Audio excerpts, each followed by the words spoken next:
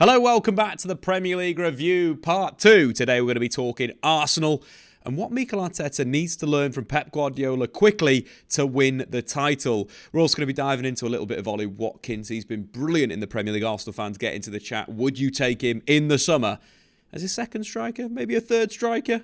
Maybe not at all. But guys, of course, check out the first part of the Premier League review. We dived into Antony, Manchester United and Diogo Dalot. But let's get straight into the action. Arsenal with another very disappointing 2-2 draw after being 2 goals up. Arsenal faced West Ham in the Premier League and they absolutely blew them away in the first 20 minutes of the game with wonderful possession, interchange, creativity and goals. But West Ham slowly got back into the game. And I think one of the big things that Mikel Arteta may need to learn quickly is that sometimes it is very much worth holding the ball, playing boring possession football to get you through parts of the game. I absolutely love Arsenal's style. It's attacking, it's swift, it really opens teams up with loads of rotation and loads of interplay. But at times, maybe Mikel Arteta needs to be a little bit more like Pep Guardiola. So in terms of the game, Arsenal set up with the 4-2-3-1 formation that we've come to see them play this season, with Granit Xhaka starting low and ending high. David Moyes continue with a 4-4-2. That's been their shape recently. Paquetá joining Mikel Antonio in the press, but then moving into number 10 to create when West Ham won the ball back. In the opening parts of the game, West Ham were absolutely opened up. The way that they drew West Ham onto them before playing through the lines and working it into the final third was absolutely majestic. Saka involved, Odegaard, Ben White especially with that late attacking movement for the first goal was absolutely fantastic. But I think the big thing going forward, it's question marks over the team selection. Again, Arsenal looked so good for spells of the match, but other spells of the match, they look like they lack control. I think one of the big things going forward, of course, Zinchenko's played this inverted role so well for Arsenal, becoming the second defensive midfielder in their build-up. It allows Arsenal to dictate, it draws the opposition onto them, and then they can get in between the lines where they want to. I think one of the solutions that I've spoke about previously, when Zinchenko is not fit, which will happen this season in the Premier League, when Tierney's got to come in at left-back, is changing that structure, bringing in the likes of Jorginho, building with him at the base of midfield with Partey, Martinelli coming inside and Tierney playing high as the left winger. That's something that I think Arsenal need to do if Zinchenko's not fit. I think Arsenal lack a little bit too much control if Partey's playing in that position. I think Partey is a very good footballer. I think he's a good defender. He's a good wide player, good winger. But when he's playing in that inside position, just not getting the same quality as a Jorginho, as a Zinchenko going forward. That's one of my takeaways, and that's one of the things I think Arteta should do. But let's dive into a little bit of analysis. So we have to start with the first Arsenal goal, one of the goals of the season for me. Positional possession play out of the back, absolutely brilliant. We pick up the move with West Ham pulled over to one side, a key sort of technique of positional players. Pull your opponents one way, pull them the other, then open up the space and attack that back post, which is exactly what we saw for this goal. Of course, West Ham in their kind of 4-4-2 block, Antonio and Lucas getting back into defensive positions, basically 10 men behind the ball, but this is what we're going to come to expect teams do against Arsenal at the back end of the season because of how good they've been. What I love about this goal is kind of how swift it is, the use of the underlap, the use of the third man run, absolutely fantastic. So Tierney in possession, playing a little bit wider in the final third, dropping it back to Partey. Partey had a very good 20 minutes of the game, and then quite frankly I thought it was one of his worst performances in an Arsenal shirt after around 20 minutes. I thought he was very sloppy on the ball, was poor defensively, but we'll talk about that a little bit later. Is the good part of the game, a really good switch of the play out to Bukayo Saka. And again, just looking at the Arsenal structure, with the width that's created with the player on the inside, switches of the play become very, very dangerous. Partey switches the ball out, pulls over the attention of Cresswell. Now we've got a bit of a problem for West Ham where their midfield has been pulled over to the left wing. It's now going to get pulled over back to the right wing. But the use of the rotation of the ball is absolutely fantastic. First with Ben White getting involved, receiving it to feet, a little 1-2 with Saka on the inside, Saka driving, dropping it back to Partey to rotate back to Odegaard. We've got a bit of a problem now. The rotation that's been utilised by Arsenal on this right-hand side has drawn players in, creating space behind the left back. With Saka driving inside, you've pulled the attention of Cresswell over. Now there's a big bit of space for Ben White to operate in. We can see that now. We've got the left-sided defensive midfielder in Declan Rice. We've got Cresswell, and of course Paqueta's been pulled over, which creates a lovely bit of space. This rotation is absolutely fantastic, and we've seen in recent weeks that Ben White is actually getting forward and playing as an attacking wing-back in certain moves. Odegaard finds him with that brilliant through ball. The space, of course, created by Saka driving inside, absolutely perfect. And again, we mentioned before, back post, Granit Xhaka narrowing the attack.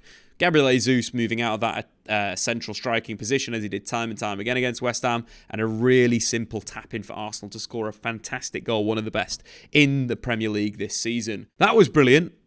But let's talk about the poor side of Arsenal. That especially is them playing out from the back against West Ham. West Ham went into this match trying to squeeze Arsenal high, trying to cause them issues in their build-up. One of the big things with Thomas Partey, at times he can get caught out on his blind side. And this was one of those moments. Arsenal kind of building out from the back, dealing with a little bit of pressure.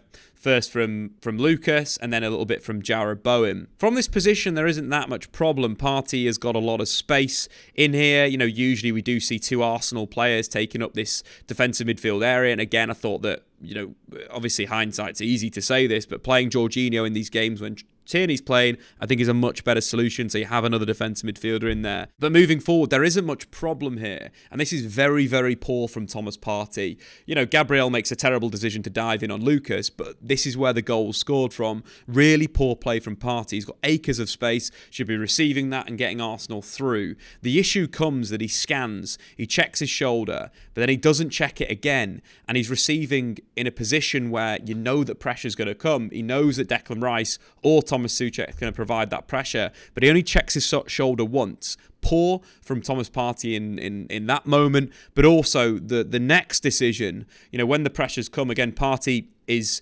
when people sort of press him from the blind side, when it appears that he's got space, becomes a little bit of an issue for him. But I think the issue is that he's received in this moment, but then he's opened himself up to try and flick the ball over Declan Rice. This is awful from Thomas Partey. So poor. You know, number one, technically, he's not protecting the ball, turning with his body. It's open. It means that it's very simple for Declan Rice to jump, to deal with that and win the ball back. It's atrocious for Thomas Partey. Great from West Ham United, and then a very poor decision from Gabriel, who's looked far worse with Rob Holding than he does with William Saliba, and Saliba coming back is so important for Arsenal. They've got to get him back into the team for the Man City game, because if Rob Holding and Gabriel play against Man City, there's going to be a lot of problems. Again, terrible challenge.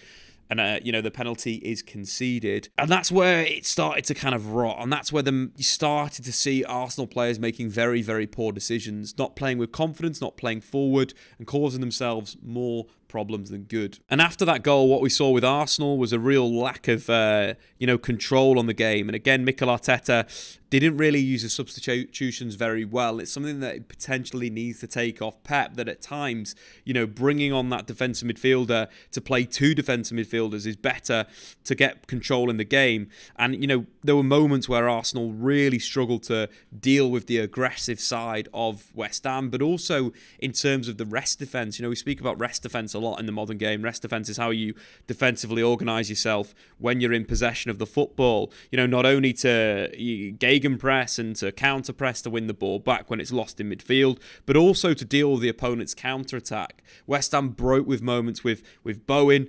extremely well, and with Ben Rama. And there's a big problem in Antonio in the channel as well. And I think getting Jorginho earlier on with Thomas Partey, yes, Partey had a poor game, but putting a player next to him to start to take a little bit of control of the match is exactly what Pep Guardiola would have done if he was Arsenal manager. And that's something that Arteta needs to take going forward. Of course, it could have been completely different if Saka scores his penalty. And Saka's been great from the penalty spot for Arsenal following the Euros.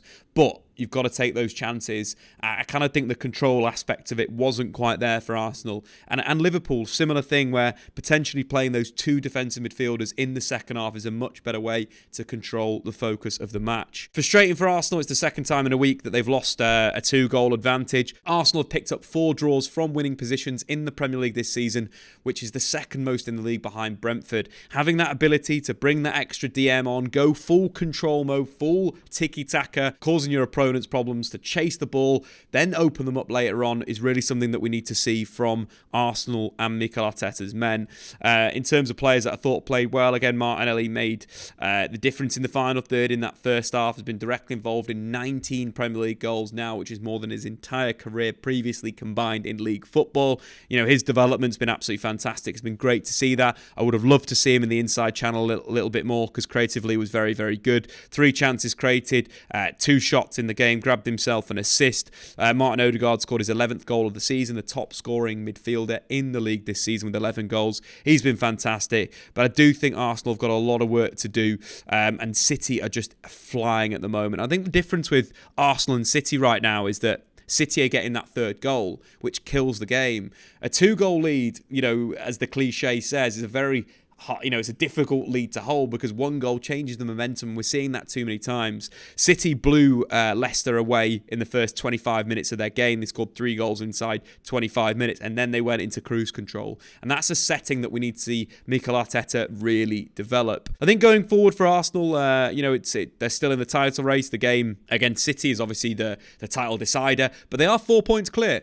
City have still got to win that game in hand. They've got to go and play Arsenal as well. Yes, it is at the Emirates, but the level that Arsenal have improved in recent weeks in these bigger games has been impressive. I thought they blew Liverpool away in the opening part of the game. They just need to take that kind of game management a step further to be in the title race. And finally, on the Premier League review this week, of course, with part 2, make sure you check out part 1. Ollie Watkins, the most informed player in the Premier League, been directly involved in 13 goals since the turn of the year, more than any other player. Scored 2 goals, grabbed the brace, could have easily got himself a hat-trick against Newcastle United. He was absolutely fantastic, hit the woodwork as well, had a whopping 7 shots on goal, playing probably the best football of his entire career. I knew that Unai Emery would come in and make one of the Villa strikers his top dog, be it Ings or Ollie Watkins, and the decision to sell Danny Ings to West Ham is looking like an absolute masterclass now. Ollie Watkins is number 1. His movement, his instincts, been fantastic.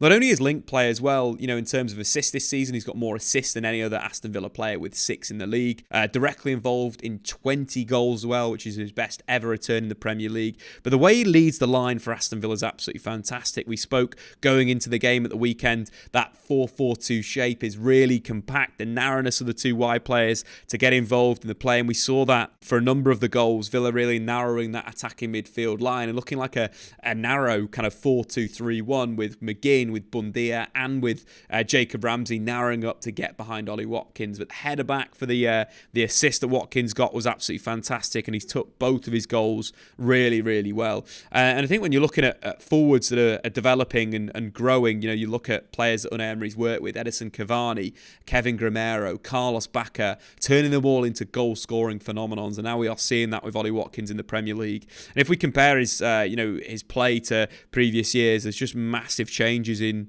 his confidence, in the scrappy goals. The second goal he scored was a bit of a scrappy, deflected effort, but he wasn't scoring those types of goals before. And with a number of games left in the Premier League, could get up to 20.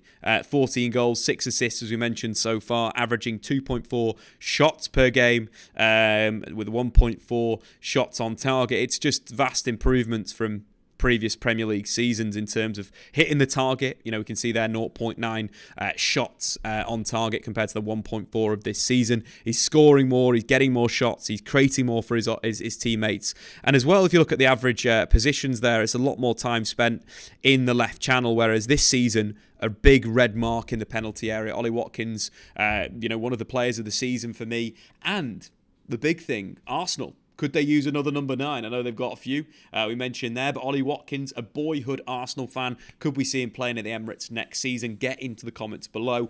I've been Statman Dave. This has been the Premier League review. Do get into the comments below as well.